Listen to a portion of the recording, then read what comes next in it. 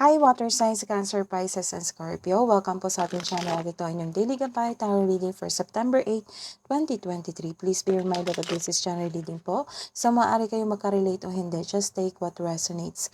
Gamitin ang reading na ito bilang gabay lamang. Balik po kayo dito bukas para sa ating Daily Gabay Tarot Reading for September 9, 2023. Please like, subscribe, and click the button para updated po kayo sa daily tarot reading natin. Maraming salamat po. Spirit guys, ano po ang kabuang energy today ni Water Signs, Cancer, Pisces, and Scorpio ngayong September 8, 2023 po?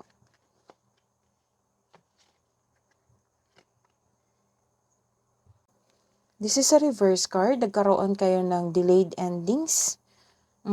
Nagkaroon kayo ng ilan sa inyo hindi pa naka-move on.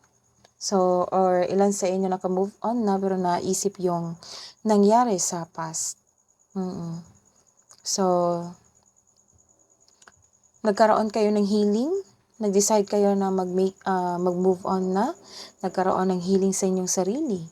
Hinahayaan mo ang isang sitwasyon na matapos. Remind yourself na let go and move forward. Ang pagkapit sa nakaraan ay pumipigil sa paglitaw ng isang bagong simula. This card tells you na subukang huwag ipagpaliban ang kasaganaan na naghihintay sa iyo.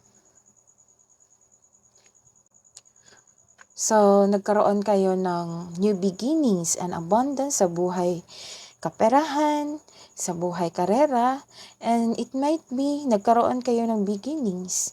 Kasi nagkaroon kayo ng healing nito. This is an ending. This is an ending para magkaroon kayo ng new cycle sa inyong buhay.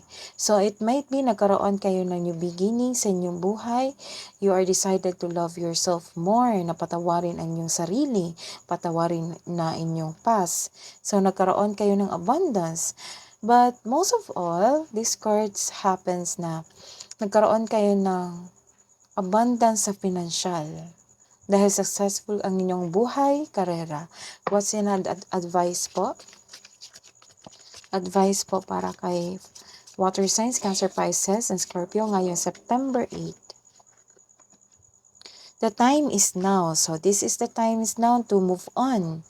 So dalawa na yung advice. Time to move on, let go the negative emotions, heal yourself. Para magkaroon ng chances sa bagong cycle sa inyong buhay, bagong simula. Para mag-accept kayo ng abundance sa inyong kaperahan, sa inyong sarili.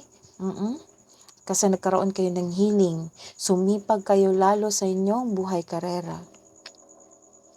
Surrendering to the journey, release and control. So this is the third card advice na release your emotion, do not control your emotions, so this is the advice is release your negative emotion. So nagkaroon ng control sa inyong emotion ngayon, nag-decide kayo na mag-heal. So you are decided to love yourself again, to get back on your track. So what's the advice po? What's the ganap pa po para sa career and money, spirit guides, para kay Water Signs, Cancer, Pisces, and Scorpio ngayong September 8 po?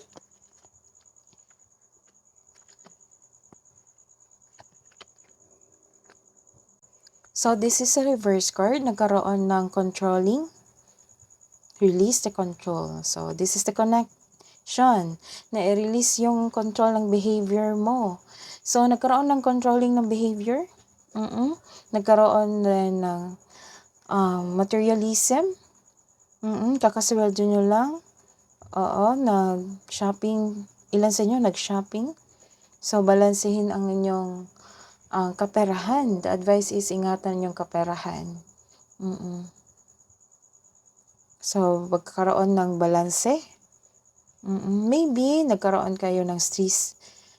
Maybe nagkaroon kayo ng stress eating ngayon. So, bantayan ang inyong ipon. Baka magasta ito sa hindi naman kailangan po.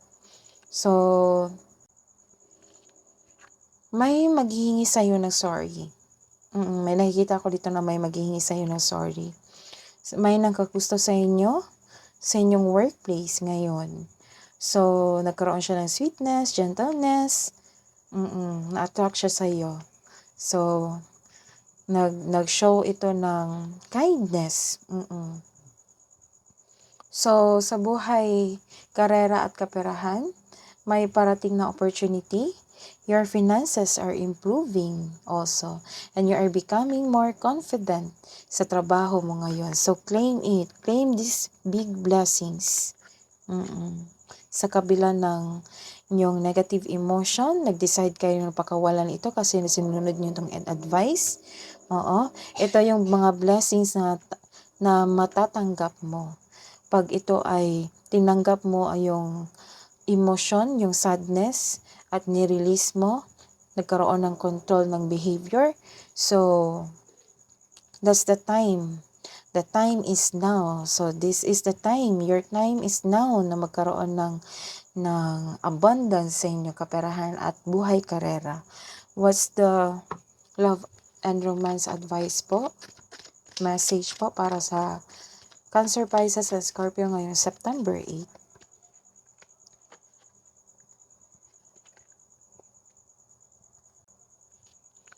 So, nagkaroon kayo ng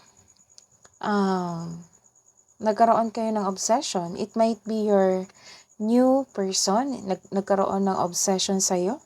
So, mag-ingat. May nakikita rin akong sabotahe dito or addiction. Ano kaya yan? So, this card warns you, the unhealthy or toxic relationship, maaring naging lust over love, o nagkaroon ka ng controlling partner. So, mag-ingat, check nyo. So, sa mga single dyan, ayaw nyo muna makipagrelasyon. Gusto nyo mag-focus sa inyong sarili. Ayaw nyo magtanggap ng date. Gusto mo muna mapag-isa at mag-isip and evaluate your priorities and focus on yourself bago ka pumasok sa mundo ng pag-ibig. Para sa mga may relasyon, nakaramdam ka ng pagod o stress dahil siguro nagkaroon kayo ng hindi pagkakaunawaan or pagod kayo sa inyong buhay karera. Nag-decide kang mag-put ng space para makapag-isip ng mabuti. What's the love advice po para sa mga single?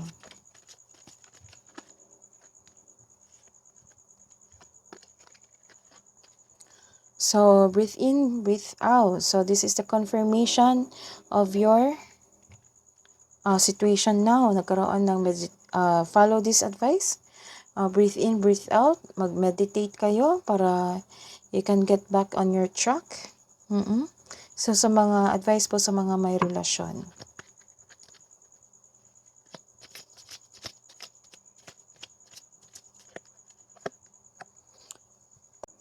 Telepathic. Close soul connections are harmoniously synchronized, creating moments of telepathy. So, what's the hidden truth?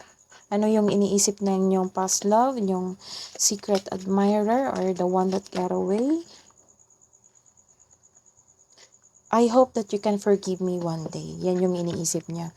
Ano po ang iniisip ng inyong kapareha ni fire signs?